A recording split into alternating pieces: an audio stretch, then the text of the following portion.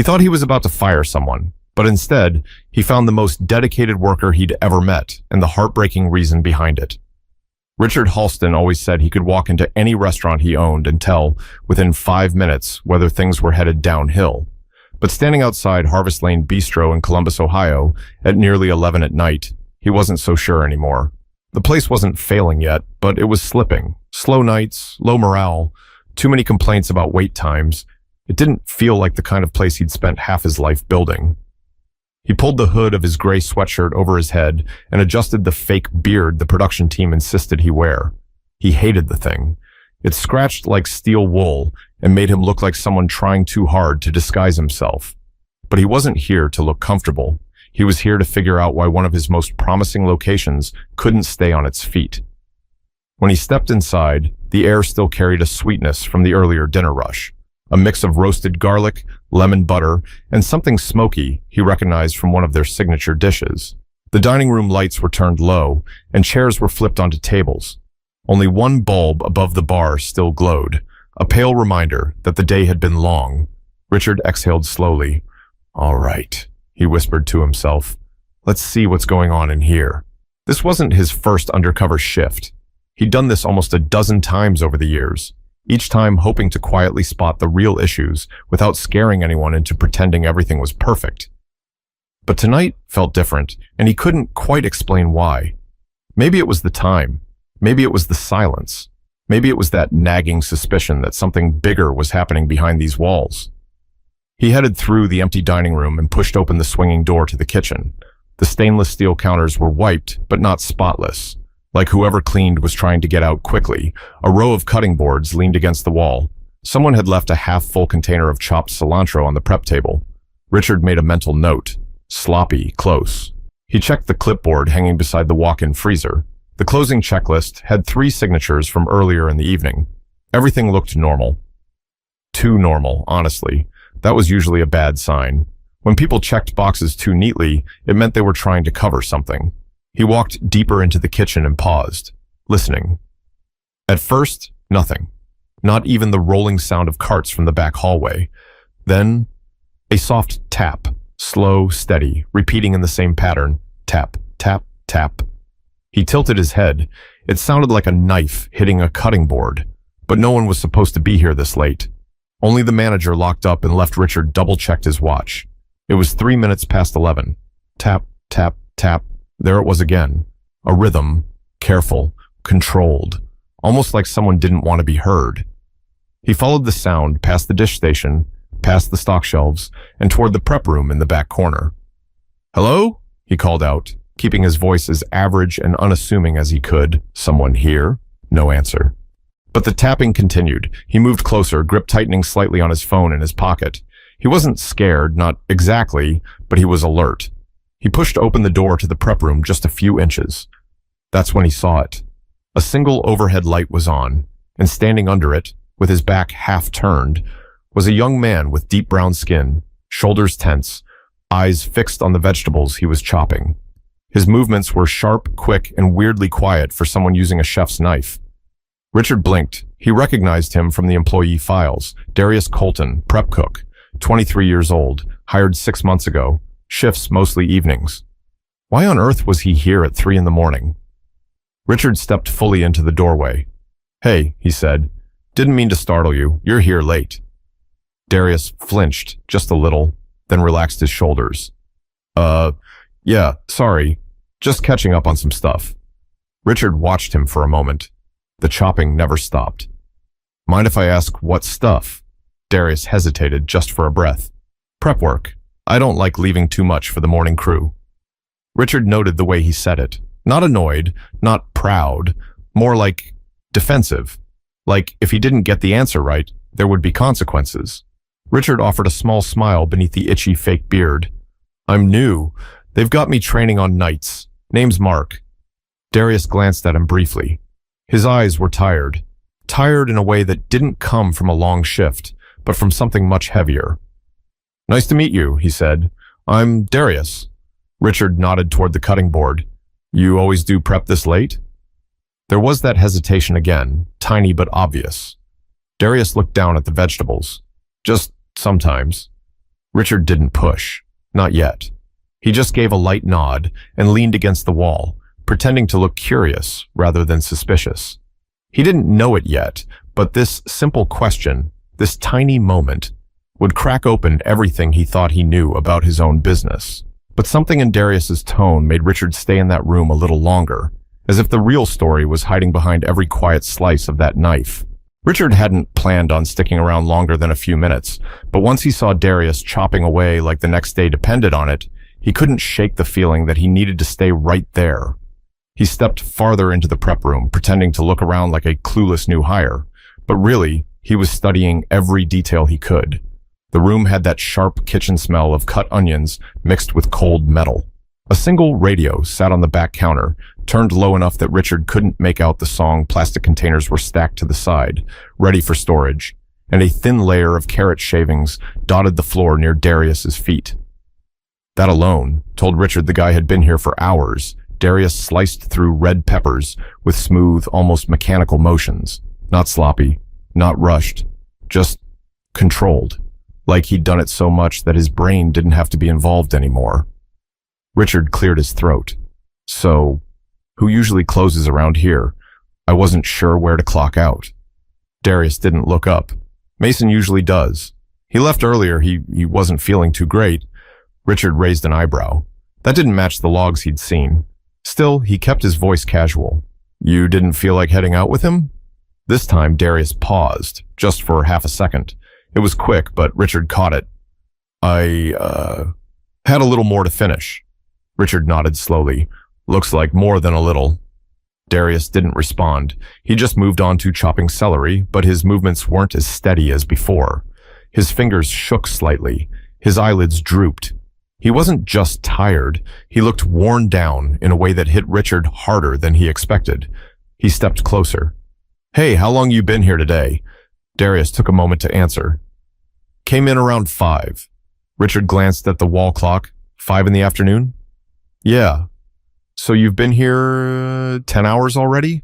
12, Darius corrected quietly. I started early. 12 hours? Richard repeated, almost under his breath. And you're still going? Darius gave a small shrug. Just keeping up. Richard almost slid into CEO mode right then. Questions, protocols, labor laws. But he stopped himself. He wasn't here as the boss. He was Mark, the awkward new guy with zero authority. So he tried a softer approach. Look, man, nobody else is here. You don't have to stay for my sake. If you're tired, you can chill. No one's checking. Darius shook his head. It's fine. It doesn't look fine. That made Darius freeze. His knife hung in midair for a moment before he resumed chopping. I'm good, he muttered. But Richard didn't buy that for a second. He studied him more closely, the dark circles under his eyes, the worn-out shoes, the faded apron tied twice around the waist because the straps were fraying. This was someone running on fumes. So, you live nearby? Richard asked. About 15 minutes from here. Walk? Bus. Richard leaned against the counter across from him. You always work nights? Mostly. You like it? Darius let out a short breath that could have been a laugh, but wasn't. It's quiet. A quiet kitchen at 3 in the morning wasn't normal, and it wasn't peaceful either. It was lonely, desperate. Richard recognized that kind of quiet. You only chose it when the alternative was worse. Before he could ask anything else, Darius finally looked up at him. His eyes were darker than before, almost hollow. Why are you here so late? He asked at Richard. Shrugged. I'm training. Manager said I should learn night shifts first. Darius didn't question it, but he watched Richard for a long moment, like he was trying to figure something out. Then he nodded and went back to slicing. Richard stepped closer to the prep table. Mind if I help? Help? With this? Darius asked, raising an eyebrow. Yeah, Richard said with a small smile. How hard can it be? Darius almost smirked. You ever cut peppers before? Once, maybe twice. Didn't go great. A tiny laugh escaped Darius, the first sign of life Richard had seen from him so far. He handed Richard a spare knife. Just don't cut your fingers. We don't want blood on the menu. Richard chuckled and took the knife. They stood side by side, chopping in uneven rhythm. Darius fast and precise, Richard painfully slow. but it loosened the air between them. After a couple minutes, Darius glanced at him. "You're holding the knife wrong." "Yeah?" Richard said, "Show me." Darius guided his hand briefly, adjusting his grip until it was stable. His touch was gentle but tired, like even that small motion took effort. "What about you?" Richard asked quietly. "What's keeping you here this late?" Darius stiffened instantly. "I told you. Just catching up." Richard nodded, but he could tell that was only the surface. Maybe not even that. Something else was hiding underneath. Something personal. But before Richard could push any further, the back door made a sound just enough to make both of them lift their heads. The sound from the back hallway wasn't loud, but it was enough to make both men turn their heads at the same time. Something scraped lightly across the tile floor, like a small box being dragged. Richard straightened a little. Darius, though, he went still in a way that made Richard pay attention. Not scared, not startled, more like bracing for something he already expected. Richard waited for him to say something, maybe explain the noise.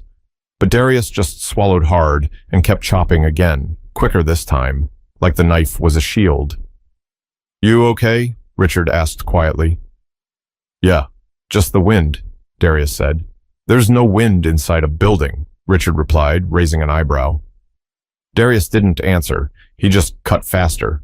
Richard wiped his palms against his apron. "Want me to check it out?"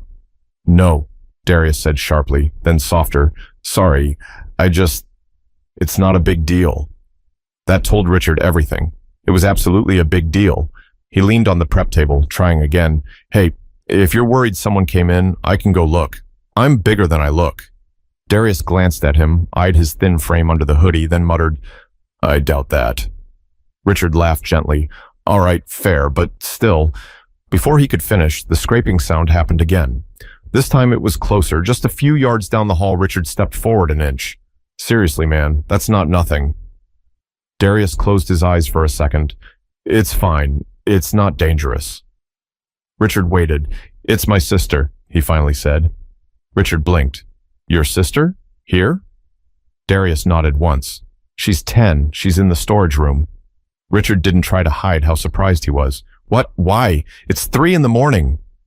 Darius set his knife down gently, like his hands were suddenly too heavy. "Because I couldn't leave her alone tonight." That answer sat between them for a moment, heavier than anything in the room.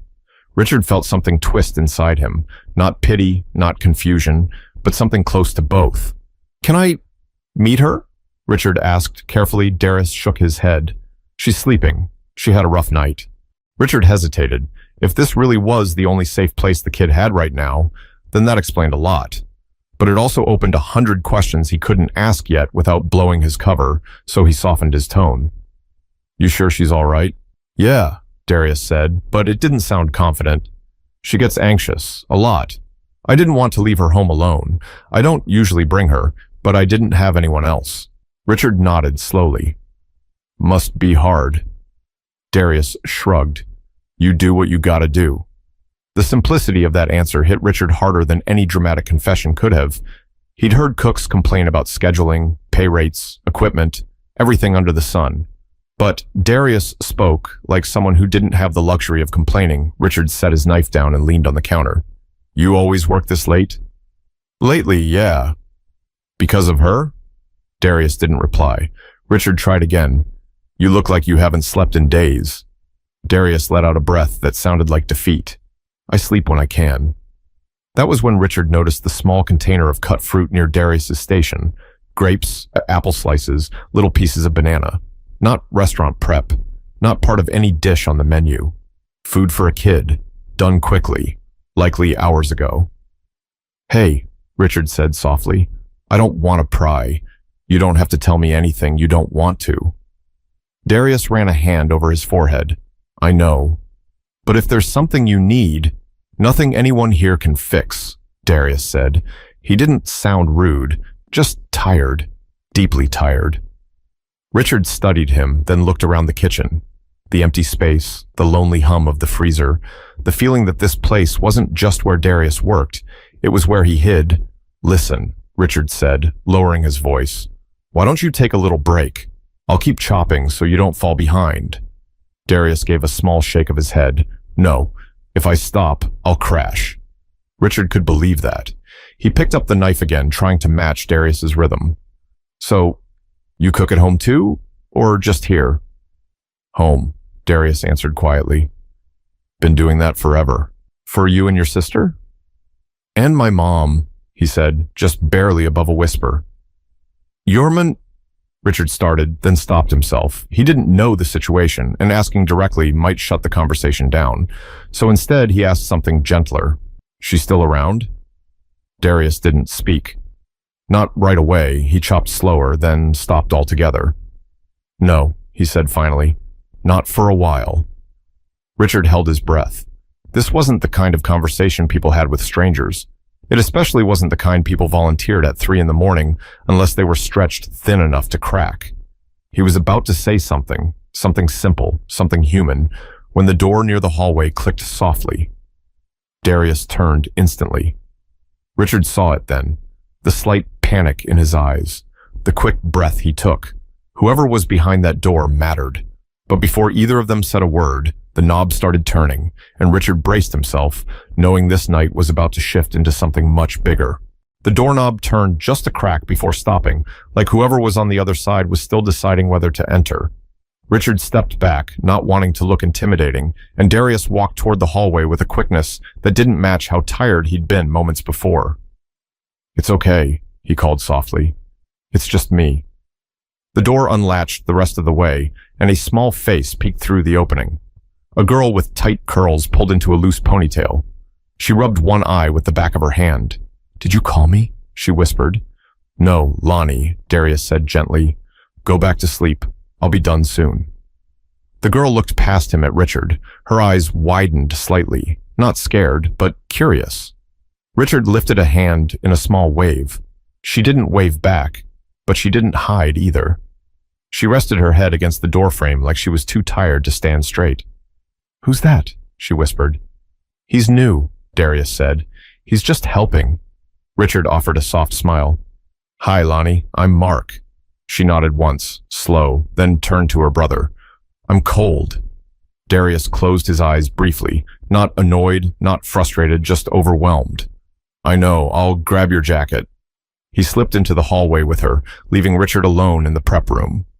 The silence settled immediately, thicker now that he'd seen the weight Darius carried a 10-year-old kid asleep in a restaurant storage room at 3 a.m, a brother chopping vegetables until his hands shook. Something was off, far more off than what Richard had expected to find when he came undercover. A couple of minutes later, Darius walked back in. Lonnie wasn't with him this time. He'd wrapped something around his hand while he was gone, an old dish towel tied tight across his palm. You cut yourself? Richard asked. No, Darius answered quickly. Just a blister. Richard didn't push, but he noticed the towel was already spotting with red. Darius returned to the cutting board, moving with that same robotic precision he'd used earlier. But there was a difference now. His shoulder looked heavier. His movements didn't have the same smooth flow. You sure you don't want to take a break? Richard said. You've got a lot going on. Darius shrugged. Breaks slow me down. Richard picked up another pepper. You must really care about this job. It's a job, Darius said. I show up, that's all. That's not all, Richard replied. Most people wouldn't be here this late if they had a choice. Darius hesitated. Most people don't need to. Richard felt that, and for a moment, neither of them said anything. The only sound was the clacking of knives against the boards, uneven but steady. So, Richard said quietly, you said your sister gets anxious? Darius nodded. Yeah. She go to school around here? Lincoln Elementary, he answered. That's a good school, Richard said. Yeah, Darius replied. They've been good to her. He didn't say me. Richard caught that too. After a brief pause, Richard tried a different angle. So, how long have you been taking care of her like this? A muscle in Darius's jaw twitched. A while. Since your mom... Darius cut him off gently. Let's not go there. Richard raised his hand slightly. Fair enough. He didn't push further. Not yet. This wasn't the moment to pry open wounds. It was the moment to listen. Darius continued slicing in silence for a minute, then surprised Richard by speaking first. You ever take care of someone? Like, full time? Richard blinked. Not really. I mean, I helped with my parents when they got older, but nothing long term. It's different, Darius said. It's like every hour matters. Every decision matters. You mess up once, it hits them harder than it hits you. Richard nodded slowly. Sounds like a lot for one person. It is, Darius said, but I don't get to complain. Why not? Because it's not her fault. Those 5 words hit Richard harder than he expected. Because it's not her fault. Something in Darius's voice, calm, tired, matter-of-fact, told Richard everything he needed to know. This wasn't obligation. This wasn't resentment. This was someone carrying the world because he refused to let a child suffer it alone. You must be a good brother, Richard said. Darius didn't smile. I try. Richard studied him quietly, the slump in his shoulders, the towel wrapped around his hand, the exhaustion in his eyes. This wasn't just a kid working hard. This was someone fighting battles he didn't have the luxury to talk about. So, Richard said carefully, do the managers know she's here? Darius shook his head, no. What would happen if they found out? Darius didn't answer right away, but he didn't need to. The silence said enough. After a moment, he looked at Richard. Look, can you not say anything? I don't want to get fired. We need this place. Richard held his gaze. I'm not going to say anything. Relief washed across Darius's face, quick but real. He exhaled slowly, shoulders dropping an inch. Thanks, he murmured. Richard nodded. No problem. And in that moment, everything changed. Darius didn't know who he was talking to. He didn't know the man beside him could decide his future in a heartbeat, but he trusted him anyway, just enough to ask for one small favor, but Richard could tell this wasn't the whole story, not even close. Something deeper was going on, something big enough to force a young man into this kind of life. The kitchen felt different now, not because anything had changed physically, but because Richard finally understood the weight hanging over the room. Every chopped pepper, every shaky breath from Darius, every quiet glance down the hallway, it all carried meaning he hadn't seen before. Darius tried to get back into a rhythm, but it wasn't happening. His cuts grew uneven. Twice, the knife slipped and skimmed dangerously close to his fingers. Richard stepped in without thinking. Hey, slow down, he said. You're going to cut yourself. I'm fine, Darius muttered. You're not, Richard replied gently. Darius set the knife down and wiped his forehead with the back of his arm. The dish towel around his hand shifted, revealing more red than before. Richard pointed to it. That's not just a blister. Darius tucked the towel tighter. I said it's fine. Yeah, well, saying it doesn't make it true. Darius looked at him then, really looked. Not with anger, not with annoyance, but with the expression of someone who'd run out of excuses and didn't know what else to say. He swallowed. It's been a long week. Looks like it's been a long year, Richard said softly. Darius gave a small, humorless laugh. Something like that. He sank onto a stool by the prep table and leaned forward, elbows on his knees. For the first time since Richard walked in that night, he wasn't trying to push through. He wasn't pretending to be okay. He was just sitting there, worn down to the bone. You eat today? Richard asked. Darius shrugged. Had a sandwich earlier. When? Around noon. Richard blinked. You haven't eaten in 15 hours? Darius didn't answer. You're going to pass out at this rate. I don't have time to pass out, Darius said. He said it calmly, like it was just another fact of his life. Richard grabbed a small take-home container from the shelf and filled it with chopped chicken from the cooling rack. Here, eat. Darius stared at it, but didn't reach for it. I can't. That's for tomorrow's shift. This isn't a test, Richard said. Just eat. Darius looked torn, like taking that food was somehow selfish. But after a moment, hunger won. He took the container and ate a piece of chicken slowly, almost cautiously, as if he wasn't used to anyone handing him something without expecting something back. After a few bites, he whispered, Thanks. Richard leaned against the counter. Does she eat, your sister? Darius nodded. Yeah, I always make sure she does. What about you? Darius looked at the container in his hands. I get by. It was the kind of answer that sounded simple but carried a lot of pain behind it. Does the school know what's going on at home? Richard asked. No, Darius said quietly. Why not? Because they'd call someone. And if someone gets called, they'll split us up. That sentence sank into the air between them, heavy, raw, real. Richard felt a pressure in his chest. Is that what you're scared of? It's not a fear, Darius said. It's a fact. Once they get involved, it's done. She goes into a program. I lose her. You're her only family? I'm the only one who stayed, Darius said. He didn't sound angry, just honest. Richard watched him take another small bite of chicken. His hand trembled as he lifted it. Not from fear, but exhaustion. You know, Richard had said, most people your age are barely figuring things out. You're raising a kid while working 12, 13-hour shifts. I didn't have a choice. What happened? Richard asked softly. To make you step in like that? Darius didn't answer immediately. He stared at the prep table, eyes unfocused, like he was staring back into something he didn't want to revisit. My mom got sick, he said finally. What kind of sick? The kind that doesn't get better. Richard nodded slowly. You were taking care of her too? Yeah, Darius said, between school and whatever jobs I could get. I tried to keep up with everything, but when she got worse, I started missing classes. Teachers talked to me, counselors. They all said the same thing. College would still be there later. Family came first. And they were right, Richard said. Maybe, Darius replied. But after she passed, I didn't have time to think about college anymore. I had a kid to look after. He rubbed his face with both hands. So I started working wherever I could, dish pits, stock rooms, cafes. This place is the first real kitchen that actually gave me a chance to learn stuff. Richard let that sit for a moment. You're good, he said. I mean that. I can tell. Doesn't matter if I'm good, Darius said. I don't have the papers, no diploma, no fancy school. Nothing that proves I belong in a kitchen. Richard folded his arms. You think talent only counts when someone prints it on a certificate? No, Darius said, but the world does. Richard felt his jaw tighten, not with frustration at Darius, but at the system that forced him to think that way.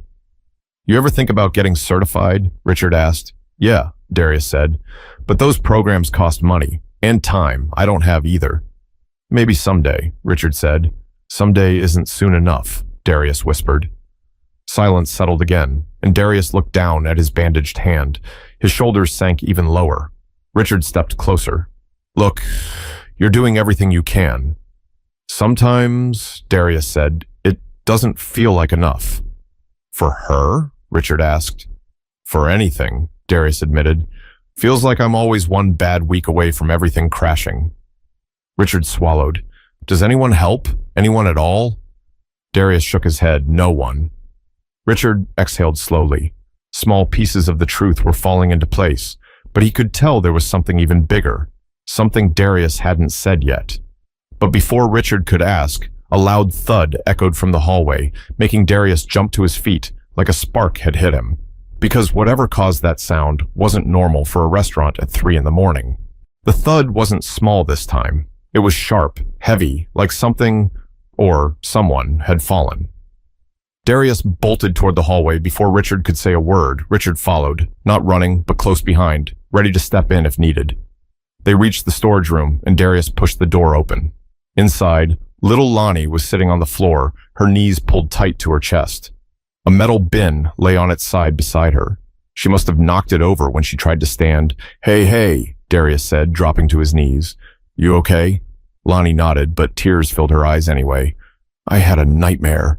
Darius pulled her into his chest instantly. You're safe. I'm right here. Richard stayed by the door, giving them space. It wasn't his place to step in. Not yet.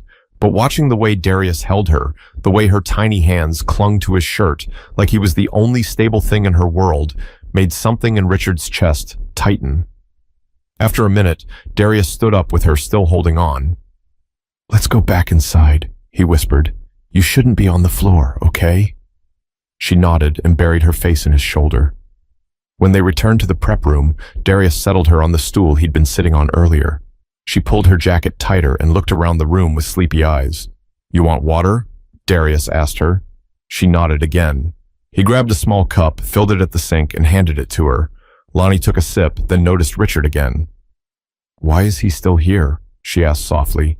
Richard stepped forward just enough to seem friendly. I'm helping your brother with the veggies. I'm slow, but I'm trying. Lonnie gave a tiny smile. Darius almost smiled too, but it faded quickly. He looked at Richard with an expression that said he knew things couldn't stay like this. He knew the questions were coming, and Richard didn't want to waste the moment. He leaned against the counter, lowering his voice. Darius, earlier you said you're always one bad week away from everything crashing. What did you mean? Darius didn't answer immediately. He watched Lonnie finish her water, her small legs swinging while she hummed quietly under her breath. Finally, he spoke. When my mom got sick, she couldn't work anymore. Bills piled up. I tried. I took whatever jobs I could, but I was 16. No one pays a kid enough to run a whole apartment. Richard listened closely. We got help for a while, neighbors, church, people who meant well. But after she passed, everyone disappeared. Not because they didn't care, just because their own lives kept going. He rubbed the back of his neck. I was 17 when they told me they might take Lonnie. Said I was too young, no income, no plan. What did you do? Richard asked. I lied, Darius said simply. Told them my uncle was moving in. Told them we had savings. Told them everything they needed to hear. And they believed you? Barely. They said they'd check in. I made sure they didn't have a reason to come back. Richard nodded slowly. And school? I tried, Darius said, but between two jobs and taking care of her, something had to give. So you left? Yeah, he said. I left. He didn't say it with shame. He said it like someone who made a choice, one he'd make again if he had to. And since then? Richard asked. It's just been keeping up, rent, food, clothes for her, bus passes, making sure she gets where she needs to go. I work late so I can take her to school in the mornings. I pick up shifts when people quit or call out. I save every penny I can. Richard looked at the towel around his hand. And that injury? Darius hesitated. Then he exhaled. I burned it yesterday. Oil splash. Didn't have time to get it checked. You didn't go to urgent care? He shook his head. Cost too much. I need the money for rent. Richard swallowed hard. He wasn't used to staying quiet, but this hit him so deeply that the words just stayed locked in his chest. Darius sat beside Lonnie, resting a hand on her back as she leaned into him. She had a panic attack tonight, he said. Bad one. She gets scared sometimes when it happens. She doesn't want to be alone. I couldn't stay home and miss the shift, so I brought her. Richard stared at him, at the kid he thought was just a dedicated employee. Now he saw something he never expected, a young man holding up his world with shaking hands, refusing to let it collapse. You shouldn't have to carry all this by yourself, Richard said quietly. Darius shrugged. Who else is going to do it? Richard opened his mouth to respond, but Lonnie tugged on her brother's sleeve. Can we go home yet? She whispered. Almost, he said gently. Let me finish the peppers. She nodded and rested her head against his arm. Richard stepped forward. Let me finish them. Darius blinked. You don't have to. I want to. Darius studied him for a long moment. Then he nodded and handed him the knife.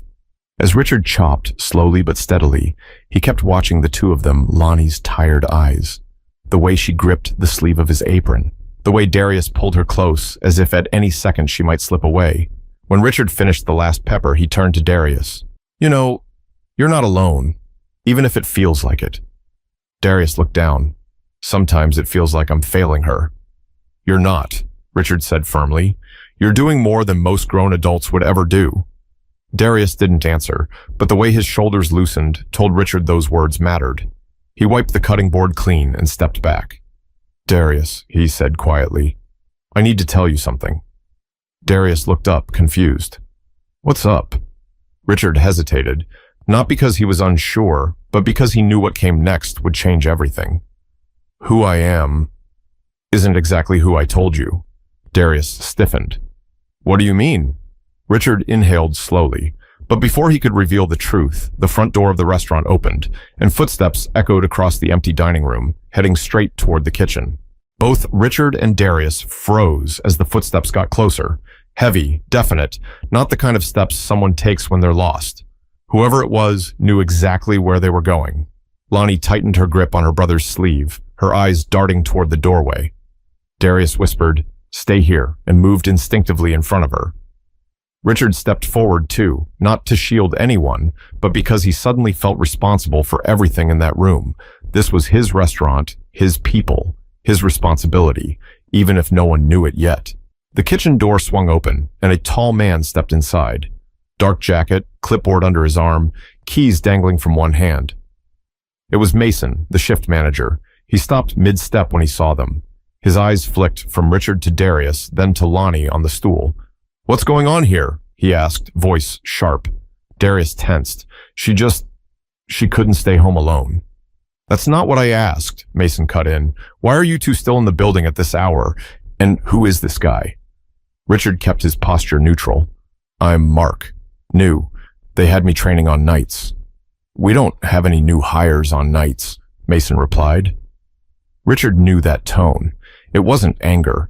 It was a man sensing trouble and wanting to shut it down fast. He could almost admire it. If it didn't land squarely on the wrong person, Darius stepped forward. "Mason, look, I just needed a place for her to calm down. She wasn't feeling good. I wasn't trying to break any rules." Mason rubbed his forehead. "Darius, you know this is not allowed. If corporate finds out—" "I know," Darius whispered. Lonnie pressed closer to him. Richard saw the fear in her eyes, and something in him snapped. He'd watched enough. He'd heard enough. He'd seen enough. This kid had been apologizing to the world long before Mason ever walked into this kitchen. Richard stepped between them. "Mason," he said evenly, "I think we should slow down a bit." Mason scoffed. "Slow down? Who are you to tell me to slow down? This is a liability nightmare." Richard pulled off the hood, then he peeled off the fake beard. Mason's eyes went wide. No way, Mr. Halston?" Darius's face dropped. Lonnie blinked up, confused. Richard nodded. "Yeah, it's me." Mason straightened so quickly he almost dropped the keys. "Sir, if I'd known—" "That's the point," Richard said. "You weren't supposed to know." He turned to Darius, whose expression had shifted from exhaustion to panic. I didn't know," Darius stammered. "I'm sorry. I wasn't trying to do anything wrong. I just—" "Stop," Richard said gently. "You don't need to apologize to me." Darius swallowed hard. "But she's not supposed to be here, and I'm not supposed to be working this late. I know that. I just didn't have another option." "I know," Richard said. "That's why I'm here." Darius looked at him, confused. "What do you mean?" Richard motioned for Mason to step aside, then he pulled up the second stool so he could sit in front of Darius and Lonnie like a parent talking to a child who'd been unfairly cornered. "Listen," Richard said softly, "tonight wasn't about rules. Tonight was about seeing what's really going on in this place. And what I saw wasn't someone breaking policy. I saw someone carrying way too much on his shoulders." Darius lowered his eyes. "I'm doing the best I can." "I know you are," Richard said, "and that's exactly what I want to talk about." Mason lingered nearby like he wasn't sure whether to speak or leave. Richard waved him off. "It's fine, I got this." Mason nodded quickly and stepped outside the prep room, closing the door behind him. Richard turned back to Darius. "You weren't supposed to find out this way. I was going to tell you earlier before Mason walked in, but yes, I'm undercover, and yes, I own this restaurant." Darius looked stunned. Why were you helping me chop vegetables?" "Because I wanted to see how you really work," Richard answered, "and because you looked like you needed someone standing next to you." Darius let out a shaky breath. "I don't want you to think I'm using this place like a shelter. I wasn't trying to take advantage of anything." "I don't think that," Richard said firmly. "I think you're trying to survive. And that's not the same thing." Lonnie leaned against her brother, still tired but listening. Richard softened his voice. "Darius, why didn't you tell anyone? Why didn't you say you were struggling?" "Because people judge you when you say stuff like that," Darius said. "They think you're irresponsible, or unstable, or a risk. And if they think that—" He paused, voice cracking. "They take her." Richard nodded slowly. "You've been protecting her." "All I've ever done," Darius said. For the first time, Richard saw tears in his eyes. Not from weakness, but from carrying something alone for too long. Richard leaned forward. "You're not losing your job." Darius blinked. "What?" You heard me, Richard repeated. You're not losing your job. You're not in trouble either. But. You're doing everything you can. And it's time someone helped you for a change. Darius stared at him, unsure whether to believe it. Lonnie looked up. Are we going to get kicked out? She whispered. Richard's chest tightened. No, sweetheart. You're safe, I promise. Her small shoulders relaxed a little. Darius covered his face with both hands, overwhelmed. I never wanted anyone to see us like this. I'm glad I did, Richard said, because now we can actually fix something. Darius dropped his hands slowly. Fix what? Richard stood up, a calm determination settling over him. Everything, he said, and he meant it. But the next thing Richard told him would change his life in a way he never saw coming. Because this wasn't just about helping an employee anymore, it was about giving a young man a chance he'd earned 1,000 times over. Darius stared at Richard as if he hadn't heard him correctly. The idea that anything in his life could be fixed felt foreign, almost unreal. He wasn't someone who expected help. He barely expected understanding. So hearing the owner of the entire company say it so confidently left him frozen in place. Richard walked back to the prep table, the one cluttered with vegetables, towels, and a half-finished tray of celery. He rested his hands on the edge and took a breath before speaking. Darius, he said, I came here tonight looking for problems. I thought maybe the staff wasn't trained right or the managers weren't doing their jobs. I never expected to find someone carrying enough weight for 10 people. Darius let out a shaky breath. I don't want pity. This isn't pity, Richard replied. This is respect. Darius looked down, his shoulders tense, unsure if he could believe that. Richard continued. Do you know how many people would have walked away from your situation? How many would have said they were too young, too tired, too scared? You didn't walk away. You're here. You show up. You don't complain. You keep going even when you shouldn't have to. He paused. That's not something I see every day. Lonnie's small hand slipped into her brother's, and Darius glanced at her before whispering, I just want her to be okay. And she will be, Richard said, but not if you burn yourself out trying to do this alone. Darius swallowed. I don't have another choice. You do now. Richard stepped closer, voice steady, sincere. Here's what's going to happen, he said. Darius straightened, bracing himself, still expecting the worst. I'm giving you a raise, Richard said, a real one, enough to take some pressure off, enough so you don't have to work 12 or 13 hours just to keep the lights on. Darius blinked rapidly. A raise? Not just that, Richard continued. I'm moving you into our internal development program. You'll get hands-on training, certification opportunities, and mentorship. You'll have a path toward becoming a full chef. Darius shook his head slowly. I can't afford school. You won't pay a cent, Richard said. We will. Darius just stared at him, unable to form words. And another thing, Richard said, we're arranging childcare support. Not someone taking her away, I mean after-school help, counseling access, and a safe place for her to go until you're off work. You shouldn't have to drag her to a kitchen at 3 a.m. Lonnie looked up, eyes wide. I won't have to stay in the cold room anymore? Richard's voice softened. Not ever again. Her face brightened, small but real. Darius squeezed her hand. But that's only part of it, Richard said, turning back to him, because I know what it's like to feel like everything rests on you. And I know how fast one small setback can knock everything down. He paused. So I'm also giving you something else. Darius lifted his head slowly. What? A chance to breathe. Silence filled the room, not heavy, but gentle. A kind of quiet that felt safe for once. You're not alone anymore, Richard said. Not on my watch. That was the moment the fight slipped out of Darius's shoulders. All the tension, the fear, the exhaustion. He let it go in a slow, unsteady breath. His eyes glistened, and he pressed his hand to his mouth to steady himself. I don't know what to say, he whispered. Say nothing, Richard replied. Just let us help. Darius shook his head in complete disbelief. People don't just do things like this, not for people like me. Richard stepped closer. People like you? He echoed. Listen to me, Darius. You're not defined by where you started or what you didn't get a chance to finish. What matters is the kind of person you are, and everything I saw tonight tells me you're exactly the kind of person this company needs. A single tear slipped down Darius's cheek before he wiped it away quickly, like he didn't want Lonnie to see. But she saw anyway. She wrapped both arms around him, hugging him tight. Richard let the moment sit, giving them space. When Darius finally looked back up, his voice was steadier. "What about Mason?" he asked quietly. "He looked like he wanted to fire me himself." "I'll handle Mason," Richard said.